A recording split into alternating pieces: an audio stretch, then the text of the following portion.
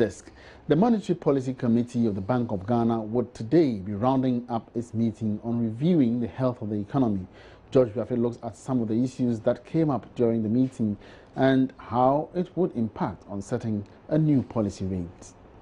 The meeting, which began on Wednesday, is expected to end today. The members over the past 2 days have reviewed economic and monetary data on all sectors. The committee also looked at how this data should influence their decision on setting of the new policy rate, which will be announced on Monday. The rate, which often influences the cost of credit in the country, currently stands at 18%. Some analysts engaged by Joy Business are forecasting a marginal rate cut by the Bank of Ghana. Now, banking consultant Jonathan Prince Khan is describing moves by some banks for a presidential intervention on extending deadline for the new minimum capital requirement as coming too late. Some local banks recently petitioned President Akufo-Addo to intervene and extend the deadline for meeting the new capital levels. This resulted in setting up a 10-member committee to deal with these issues. But Mr. Khan tells Joy Business they may have to look at other options in addressing their concerns. I wouldn't say the president's intervention is timely, but rather I have a problem with some of the local banks. I thought that they should have taken this step long ago, but they did not. They waited to, now, or let me put it that way, literally, to be able to now speak to the president or something. Initially, it's too late. It is not too late. I mean, still something can be done about it. But of course, I would have preferred that they were more proactive when the first directive came in last year.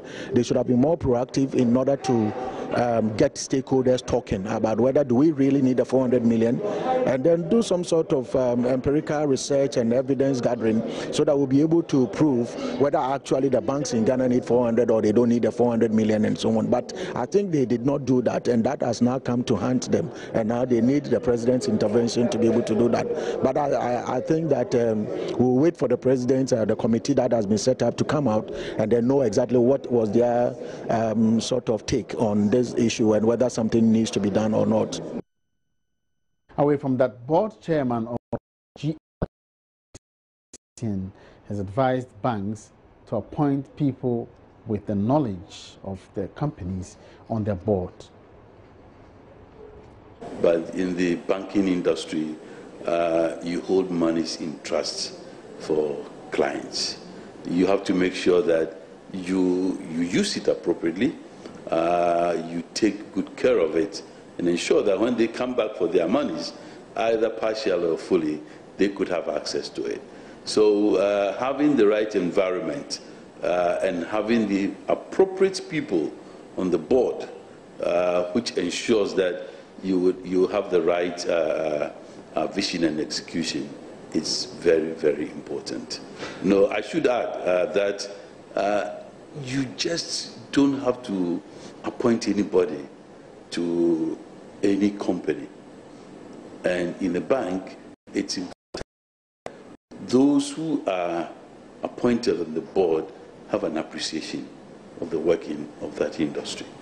And I'm sure it's the same for every business that you talk about.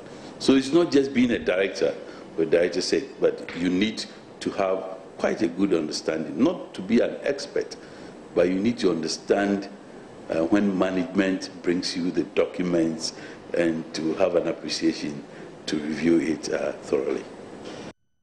All right, so Mr. Essien was speaking ahead of the upcoming CU Summit, which takes off on the 24th of May. And that's it, business for now. My name is Emmanuel Abwaji. Have a good morning.